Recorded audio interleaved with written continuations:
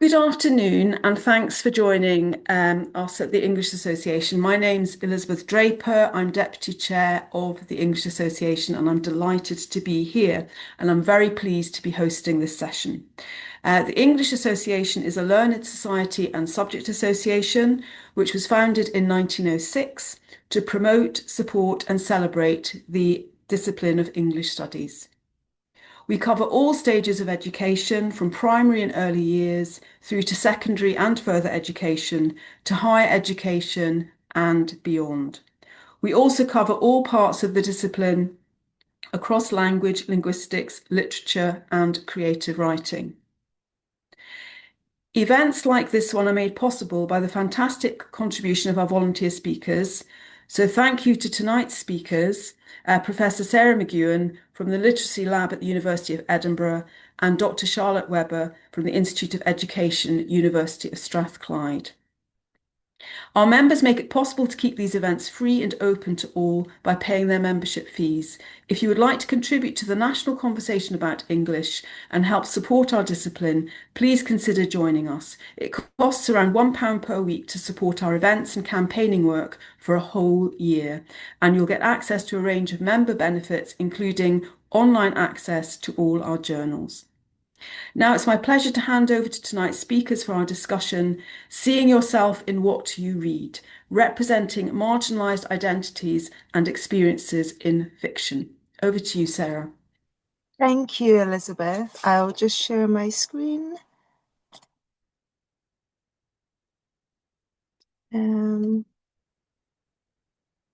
I hope everyone is able to see that. Okay? Perfect. Well, thank you all for joining us this evening. I'm here with a colleague of mine, Charlotte Webber, from the Institute of Education at Strathclyde, and we're going to be sharing some work that we've done recently based within the Literacy Lab, looking at looking at young people's experiences of representation within fiction books. And at the Literacy Lab, we have a specific focus in looking at the breadth and depth of children and young people's experiences with fiction. So before I go on to talk about the project, before Charlotte goes on to talk about the project today, I thought I'd share some important work which is being carried out looking at representation within fiction books more generally. And specifically, I'm going to share three specific pieces of work carried out by the Centre for Literacy and Primary Education, among other organisations, looking at representation in fiction. And these pieces of work have been looking at the scale, the scope, but also the nature of representation within fiction books. And just to say that there'll be a copy of these slides available afterwards, and so all the links, you'll have access to those as well. And we're also aware that within this evening's talk, there's a range of people here with lots of different personal and professional expertise in this area. So if you would like to add anything into the chat in order to share that, please do so. And we're looking forward to a discussion on this at the end afterwards. So I thought, first of all, I'd just draw attention to the Centre for Literacy and Primary Education's Reflecting Realities report, in which they've been looking at the scale and scope of racially minoritised characters within fiction books. And they've been looking at text for readers aged 3 to 11, specifically looking at representation in fiction, non-fiction, and picture books as well. And they've been tracking trends for the last 8 years. And what you can see from this graph is a sort of steady increase in the percentage of racially minoritised characters featured within these book types, albeit a varying picture from year on year. And actually, most recently, when looking at picture books, we've seen actually quite a significant drop as well. But I think it's really important that this work is done so that we're able to look at the scale of work and the scale of representation within books. But beyond that, they're also really interested in the narratives and the diversity of experiences represented within books too.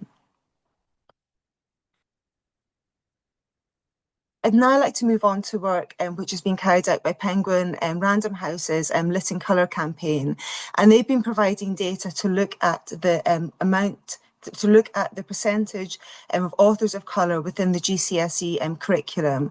And what you can see from this data is actually quite staggeringly low levels in terms of representation of authors of colour.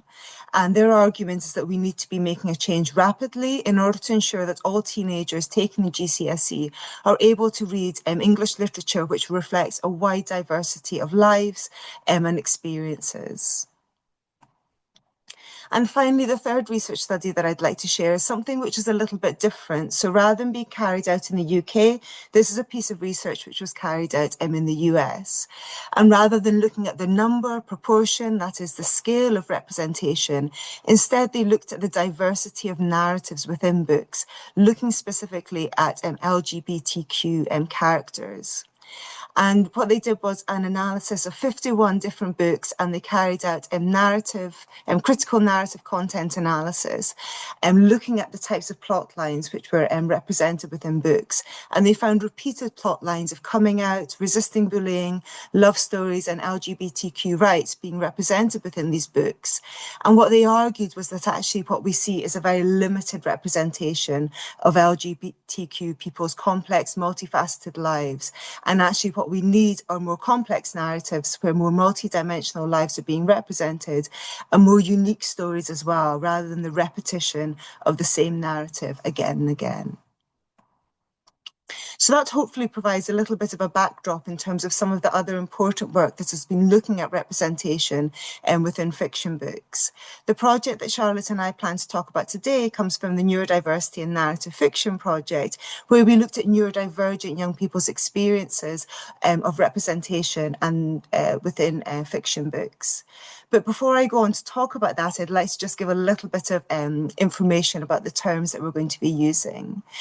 So I think a lot of people are familiar with the term neurodiversity, but for those who are perhaps unfamiliar with it, neurodiversity is basically a term to reflect that we are all different in how we think, feel, and learn, because we all process information differently.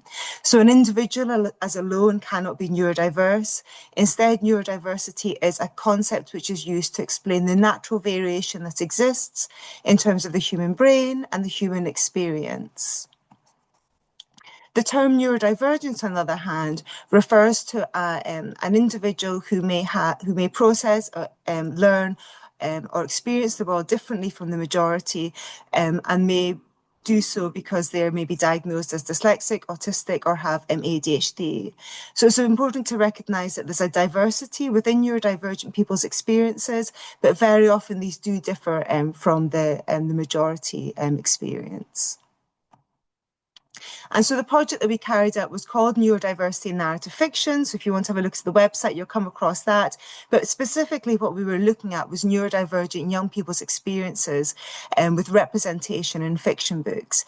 And in order to do that, we had two different elements to the project.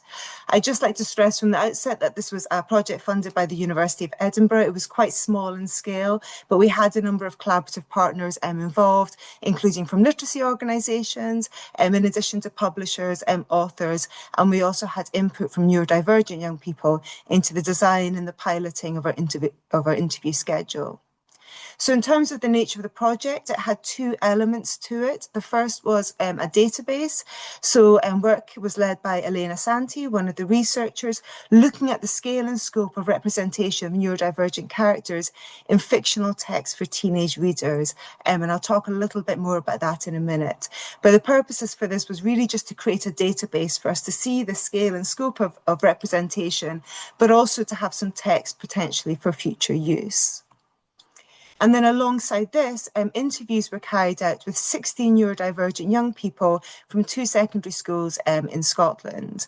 The majority of the neurodivergent young people were autistic or dyslexic. Some had ADHD as well. And they were specifically asked questions about the sort of potential benefits, but also harms that they thought may come from neurodivergent representation within fiction books. And also we asked about their perceptions of what good representation might look like. So this is the result of the database search. I'd just like to stress that this was not a systematic search. We didn't have a huge amount of resource in order to do this. And there will be a link to where you can access this database, which talks specifically about how these texts were identified. But one of the things that I'd really like to draw your attention to is, first of all, the variation or lack thereof in terms of representation within the fiction books that were identified. But also one of the things that the database really made us think about is this concept of intersectionality as well. And intersectionality is basically a concept or a framework which looks at how our identities intersect. So, for example, identities associated with neurodivergence, but also gender, sexuality, ethnicity, and how these identities intersect to create unique identities as well. And so one of the things that we're really interested in now is this concept of intersectionality. So not just looking at neurodivergent representation in books, but actually thinking about how different identities intersect and in ways which can compound experiences of discrimination or privilege, for example. And this is just a screen grab of the database as well. So when you have a look in it, you'll be able to see all of the different texts and how they've been coded. But I would just like to stress that we did not carry out a quality appraisal of these texts. So we are not recommending these texts for use, nor did we do a content analysis and look at the diversity of narratives within these texts either. So it is simply a list of texts coded based on different types of neurodivergent representation. The project also finished in May 2023, so this is quite a dated database now as well. And we're aware that there's been considerable shifts in the last 3 years within this area too. And so there'll be lots more texts, which I'm sure will be relevant. And if anybody has any suggestions for books or texts that they'd like to recommend, please do put those into the chat. But in addition to this database search, there was also, as we said, interviews carried out with a group of neurodivergent young people to find out about their perceptions of the benefits and potential harms and what they would want neurodivergent representation to look like within fiction books. And so I'm going to pass over to Charlotte Webber now, who's going to be sharing some of the findings from the interview study. Thank you very much, Sarah. So I'm now going to be talking about the findings from the interviews, and what I'm going to be talking about is kind of synthesizing the findings which we've shared across two academic papers, which you can see on the screen there. They're both open access, so you can access them by scanning the QR code or clicking the link when we send the slides around. But hopefully I'll do a good job of summarizing everything that's in there now. Next slide, please, Sarah. So when we were asking the neurodivergent young people in the study what they thought the benefits were of reading about neurodivergent characters in books, one of the things they said was that they felt that reading about neurodivergent characters could help them to understand and accept their neurodivergent identity. So as one young person said, if I was to read a book that accurately represented someone with a similar neurodivergence to me, I'd be able to understand and connect my experiences to being neurodivergent. So it was really about connecting with fictional neurodivergent characters to help them understand themselves better, to help them reflect on and interpret their own experience. And this is something which is especially important during the teenage years, because we know that's a period when we're undergoing a sort of time of seeking self-understanding and developing our identities as well. But it might be especially important for neurodivergent young people because previous research has shown they often find it even harder to make sense of where they fit into the world. So in this sense, connecting with a fictional neurodivergent character could really help them in that process of sort of coming to understand themselves and their neurodivergent identity. Another young person, when they were talking about a particular book, said that they felt that this book was about accepting that you are a neurodivergent person and that that has its strong points, in their words, that it's not all bad. And again, this is really important because we know that societal messages about being neurodivergent or being disabled are often implicitly or explicitly negative or deficit-based. And these narratives can really become internalized, and that can lead to reduced self-esteem and reduced feelings of self-worth. So seeing a character whose brain works in a similar way to you and seeing them demonstrate their strengths is something that could really help build self-confidence and self-acceptance for neurodivergent young people. Next slide, please. The neurodivergent young people in the study also thought that by reading about different neurodivergent characters, they could learn about other neurodivergent identities that were different from their own. So as one young person said, I know what neurodivergence I have, but I don't know what it's like to have another neurodivergence. So I think I could benefit from learning about others who have similar things to me, but not the same as me. And this really links to not only sort of developing that like cross-identity understanding. So for example, an autistic young person gaining some insights into what it's like to have ADHD, but also understanding other people who have the same diagnosis, but maybe have a different experience of that. We know that, of course, we're all different. All neurodivergent people are different. And even having the same diagnosis doesn't mean your experience is going to be the same.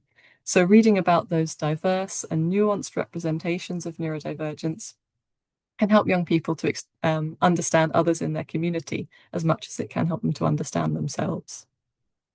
Next slide, please. They also said that reading about neurodivergent characters could help them to feel positive emotions, things like happiness and comfort and safety. So as one young person said, when they were reading a particular book about a neurodivergent character, they felt that they could figure out a few things that reminded them of autism, and they just thought that was really cool. And it made them feel really comfortable and really happy. And this is important because we know that neurodivergent young people often experience lower levels of well-being than their peers. And it's possible that books can really provide moments of happiness and connection, especially during difficult periods. Seeing someone who's like you, going through something that's similar to you, can really help you feel like you're not alone. And that's true for all types of experiences, but perhaps especially for neurodivergent young people where they might not see themselves represented in other parts of society. Another young person noted that it might be good to read about neurodivergent characters if you're a neurodivergent person who feels left out, because again, it can make you feel like you're not alone, even though it's just a book. And it's true that many young people, neurodivergent young people, do often feel isolated and lonely. And it's also true that books are not a substitute for strong social support. We should still be supporting peer understanding and acceptance and cultivating safe social spaces for neurodivergent young people in school. But it's possible that books can provide one means of comfort in moments of loneliness, especially when socializing might take more of an energetic toll.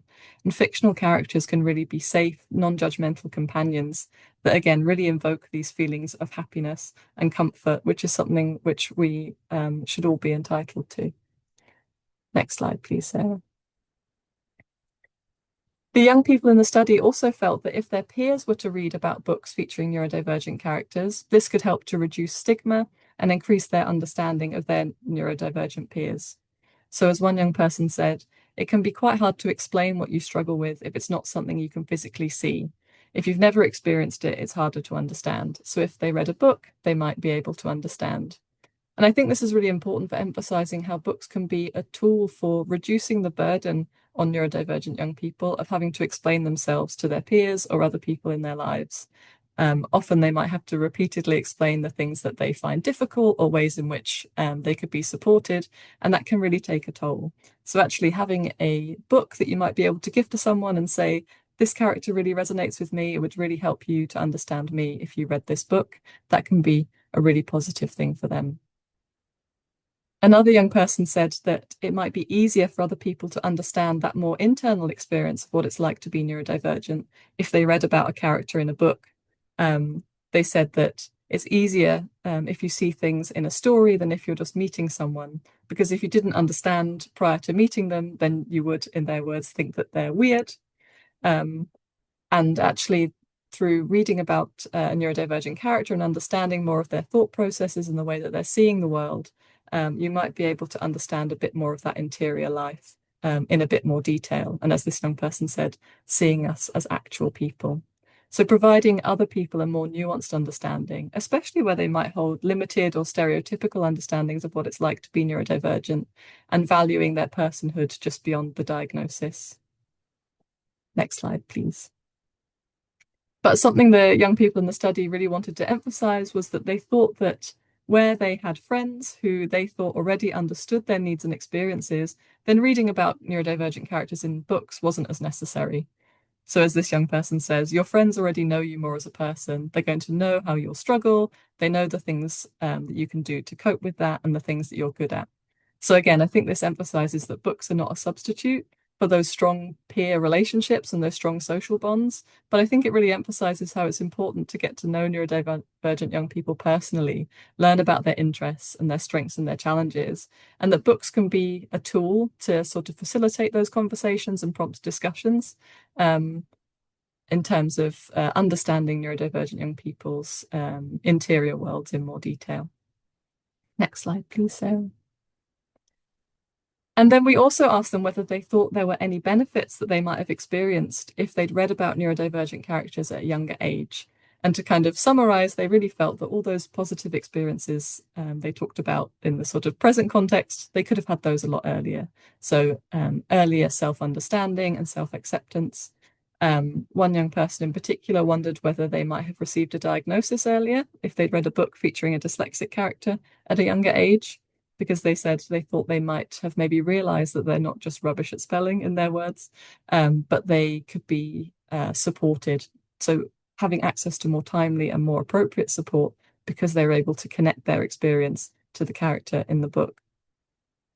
Another young person said that when they were diagnosed, they were very scared of telling people, and they thought that if they'd read books about neurodivergent characters when they were younger, it might have helped them a lot when they were younger in telling people, both in terms of having the language to express themselves and their experience, but also feeling confident to do so.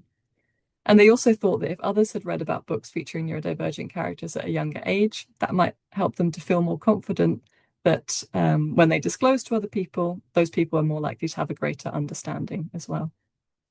Next slide, please. As Sarah mentioned, we were also keen to understand whether there was anything neurodivergent young people were worried about in terms of reading about neurodivergent characters. And something they really wanted to highlight was they were concerned that negative, inaccurate, or stereotypical representations of neurodivergence could increase stigma, especially where there might be misrepresentation, which could lead to stereotypes, or as one young person said, hatreds of particular conditions. I think this is really emphasized by another young person who said they'd actually rather not be represented at all than represented in a way that was offensive or which perpetuated stereotypes. So this is something which is really important for us to bear in mind. Next slide, please. They also felt that especially stereotypical representations or negative representations could cause negative changes in peers' attitudes or behavior. So the way that other people interacted with them might change if they were reading sort of negative or stereotypical representations of their diagnosis in books. Another young person said that even where representation was positive, there was still a bit of a risk that there might be a negative change in their peers' behavior. So they talked about worrying about people pitying them or sort of drawing attention to them because other young people then knew more about what it was like to be neurodivergent. And I think this linked to something that many of the young people said, which was about a preference for that sort of incidental representation. So rather than a whole plot or a whole book revolving around being neurodivergent, having neurodivergent characters is just sort of part of the scenery as they are in everyday life. Next slide, please. So I think this links to the sort of final part of the findings, which is about how neurodivergent young people said they wanted to be represented in fiction. So they thought that representation of neurodivergence should be complex. It should be intersectional, and it should move beyond the stereotypes that we so often see. So as one young person said, as a trans person, usually if you see autistic representation, it's a cisgender white child, and that doesn't feel very true to my life. So again, it's about promoting narratives and having a rich array of texts featuring different types of neurodivergent experiences to make sure that we're learning about those complex identities. They also said that representation should be realistic. So it should represent those day-to-day experiences, not sensationalized ones, and especially give sort of time to those parts of the experience that might not so often be explored. So the less stereotypical parts of what it means to be neurodivergent. They said that representation should be positive, that it should challenge deficit narratives, that neurodivergent people shouldn't always be the antagonist of the story. They shouldn't be having to overcome their neurodivergence, but they should be part of the narrative in a way which really highlights their strengths. They also said that representation of neurodivergence should be normalized. So again, this sort of incidental representation, being part of the scene, as this one young person says, not making a big deal out of it, just sort of casually embedding it rather than it becoming the sole focus of the story. And then finally, they said that representation of neurodivergence beyond books was important. So representation in TV and film and society at large. Next slide, please. So just quickly then, some implications of the findings. It's really important that we support pupils to access texts featuring a diverse range of characters with different diagnoses and different demographics, specifically highlighting those intersectional representations which capture a variety of neurodivergent experiences. We need to involve neurodivergent pupils in recommending and selecting books which they feel represent their experiences accurately, but be mindful that they might not want to do this. It's important to recognize that just because a young person is neurodivergent doesn't mean they necessarily want to be involved in neurodiversity initiatives in school. We also need to provide access to texts in different formats and in different modes. We know that for some young people, reading a physical book cover to cover is not going to be enjoyable or accessible to them. And it's really important we provide access to neurodivergent characters to all young people who want to engage with them. And finally, it's important to encourage pupils to critically engage with representations of neurodivergence or of marginalised experiences more generally. We know that no book is ever going to be perfect and that people will have different responses to different books. So it's important for us to help young people develop those critical skills around understanding the positionality of the author and the narrative and the sort of the way in which neurodivergence is being presented so that they can critically analyse that for themselves. Thank you, Sarah. Just very quickly, as a sort of follow-on from this project, I'm starting up a new project, which is not off the ground yet, but it's trying to dig into, in a bit more detail, this idea around how books featuring neurodivergent characters can help neurodivergent young people to explore their own identities and to co-construct meaning through neurodivergent book groups. So if you're interested in learning more about that or you want to get involved, please do send me an email after the session today. Thank you. Sarah, just we skip this bit and you go on to what you want to say, and we'll come back to this at the end because this is just an advert for another event and I'm conscious of time. So I'll pass back to you for now. Okay, perfect. Thank you, Charlotte.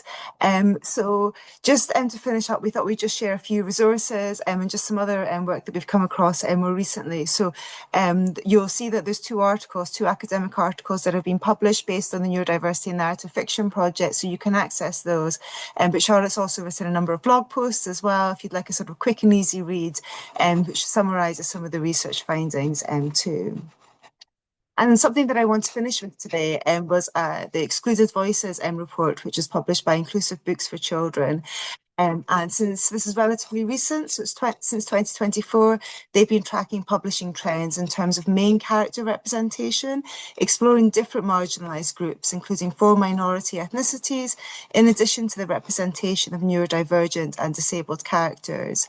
And I think what's interesting is that they're looking not just at the scale and scope of this work, but also looking at the diversity of narratives within it. And some of the pitfalls that they've identified within these books for young children maybe mirror some of the things that we found within our own work.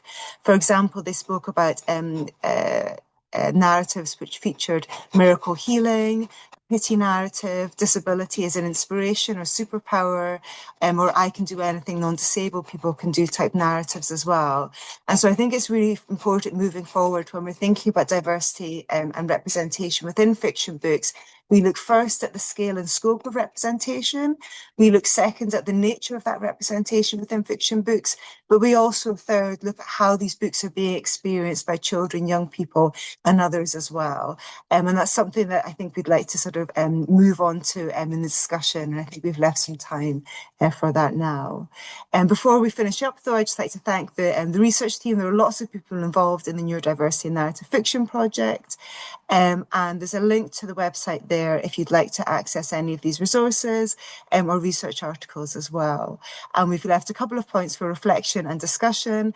Particularly, we're interested, there's a group here obviously who've gathered who have got either personal or professional interest and expertise in this area. So we are interested in what your thoughts are in terms of future research interests or priorities. And so if there's anything that you'd like to share over the next few minutes, we'd really welcome hearing those as well. So I'll just stop sharing sharing my screen for now, and hopefully we'll have time for discussion.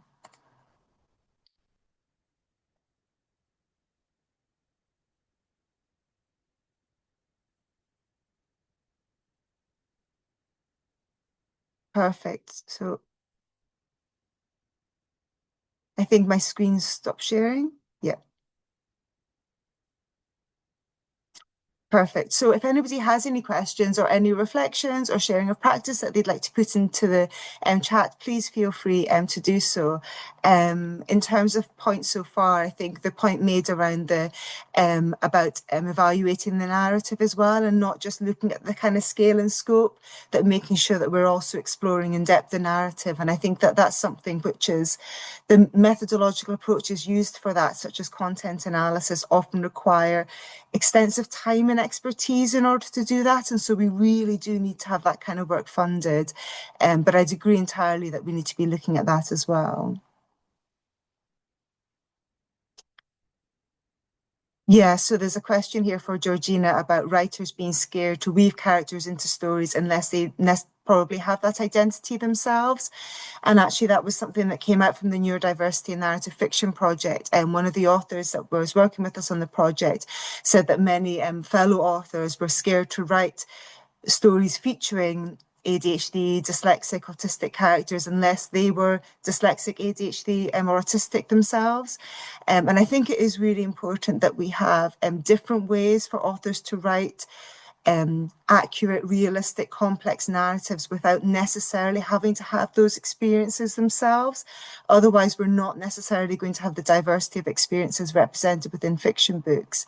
And I think there's lots of different ways in which we can involve young people with neurodivergent experiences into the writing of these books, whether it's through co-authorship or having a sensitivity reader, or in-depth interviews or questions with individuals who do have that experience. I don't know, Charlotte, is there anything else that you'd like to add in relation to that? Yeah, I'd just like to add that it was something that some of the young people said in the interviews was that they didn't feel that an author necessarily had to be neurodivergent in order to write a neurodivergent character. They just had to do their research and to talk to neurodivergent people about their experiences and make sure they were doing it sensitively. So I think that was quite an encouraging point for me, is that the neurodivergent young people themselves thought that that was okay. So maybe we need to communicate that to writers, that as long as they're doing it in a way which is sensitive and they're understanding the nuances and that they have to involve neurodivergent people in that process, then it's perfectly possible for them to do it. Just looking at some of the other comments. Louise is saying trying to encourage staff to include more diverse texts at GCSE, but there's a reluctance. I suppose my question would be diverse, like in what sense? And I'd be really genuinely interested to understand why staff are more reluctant, why they might be reluctant to do that as well, whether they're concerned about some of the discussions that might take place and whether they feel sufficiently prepared to have those discussions, or what it might be that's driving that.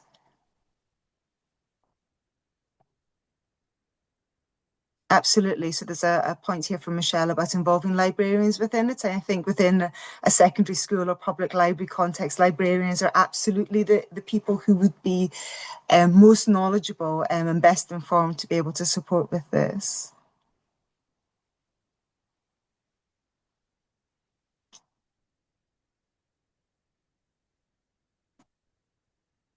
A question about any statistical evidence about benefits of reading these texts. I think I can come in on that if that's helpful. Yeah, I think actually, from my understanding, a lot of the research that has been done in terms of young people reading books about disabled characters, often looking at the potential of those books to educate non-disabled or non-neurodivergent young people about those experiences, and there's definitely evidence to suggest that they do. But it was one of the reasons why we wanted to focus on the experiences of neurodivergent young people in this project, is that often there's not a lot of research which looks at what their experience is of reading about those characters. So I think there certainly is research which shows that it's beneficial for people who don't have those experiences. But I think what's really nice about our project is that it also shows that there's benefits for young people who do have those experiences as well. I can have a look for some articles maybe that I can send round for Elizabeth maybe to send round after the Yeah. session if that would be helpful. Yeah, I think that would be useful. I think there's an article that's come to my mind as well, so maybe we can Mm. cross-reference Charlotte and maybe put a few links in at the end. Yeah.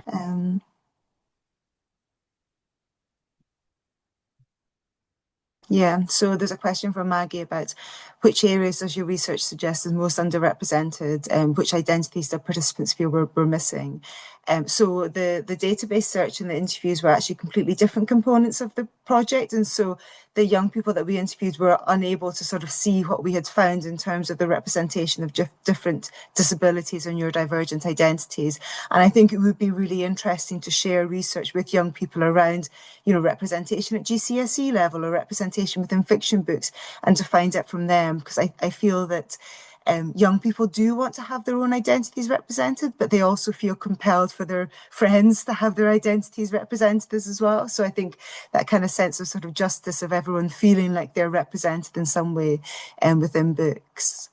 I think something I would add, just looking at those like diagnoses that were represented in the database, weren't a lot of characters who had more than one diagnosis, and we know that it is really common for young people or for people to have more than one diagnosis. So I think that is something which was perhaps not being represented very well at the moment.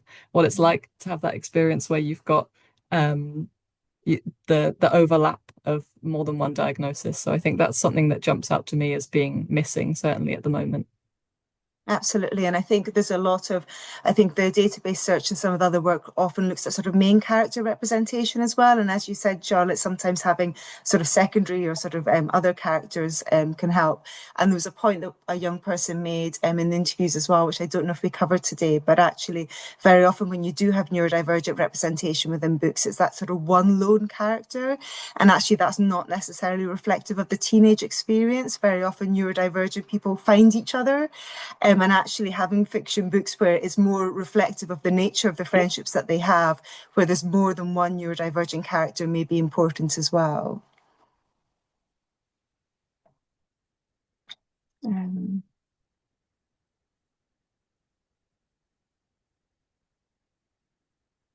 yeah. Yeah. Okay. Thank you, Louisa. Yeah, around a lack of fear about how to deliver key messages.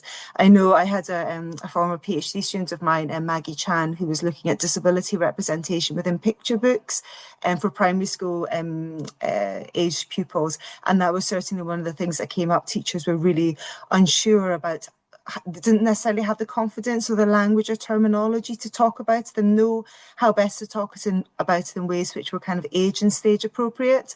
So I do think some sort of professional development to develop teachers' confidence to use these types of books within the class would really help.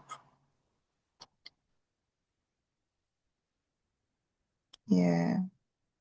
That's a really good question from Maria around children who are neurodivergent and have or bilingual or multilingual as well. And I'm afraid I don't know of any work in that, but we can have a quick look after. And if we find any resources, we can add them to our reading list for after.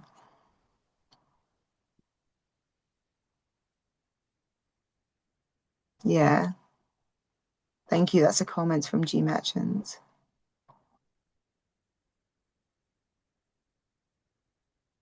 Yeah. So this is a really nice comment from Gail about moving from reading into writing. And I think actually we have projects running as well, looking specifically at writing and motivating writing. And I think when young people don't feel that their own lives, experiences or identities are reflected in any way, sometimes they want to write them and share them as well. And I think using this as opportunities for young people to do it if they wish is a really good way for them to have their sort of more authentic, real experiences represented. Charlotte, come in if there's anything else you'd like to add around kind of creative writing. I also know as well there's quite a lot of sort of fan fiction being written as well, where very often they'll maybe take a story, the structure of the story is there already, but they'll change the character in order for it to feel more sort of authentic or relatable to their own experience too.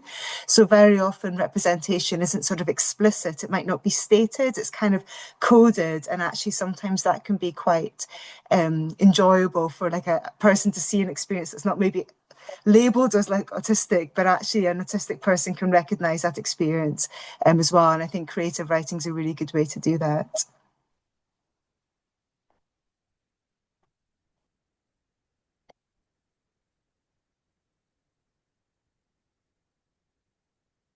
Oh, so often that's a big point, and I'm not sure that I could expand on it within the next last few minutes.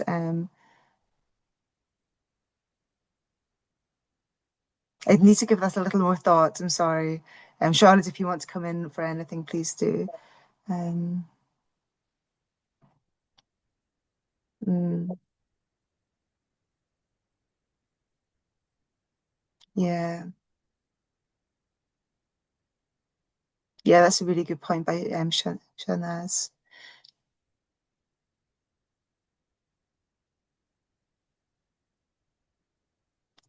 Yeah, and a really good point from Georgina as well about the representation within different types of narrative as well. So not only within books. And I think one of the points that Charlotte made was the point about a book is that it often gives you more insight into inner experience and the way that a book is written, which is quite different from maybe seeing a film or a TV series.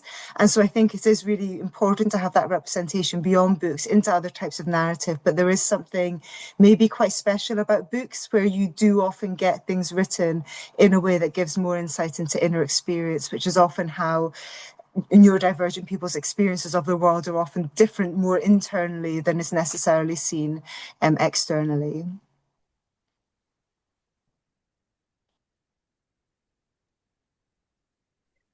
Okay, we only have 2 minutes left. So I think if it's all right with you, Sarah, I might just, should we just conclude it now? Yeah. Yeah, absolutely. Sorry if we Okay. didn't, if we weren't able to answer all of the questions, but thank you all for sharing your kind of thoughts and questions. And I think you also said you're going to put some links in the chat, which Yeah. you can add to the email, which will be sent out of this recording for all who signed up for the webinar. So I'd like to thank both Sarah McEwen and Charlotte Webber for giving us such an incredibly fascinating and richly informative presentation today. It certainly stimulated lots of really excellent questions in the chat, which I'm sure will be followed up one way or another at other events and other opportunities. Please can you check out the other events that the English Association are putting on in the months ahead on Blue Sky, and please sort of tell everyone you know about all kinds of events interesting. I'm now going to stop the recording. So let me just hang on a minute. So thank you, everybody, and I'm just going to conclude the session. Stop recording.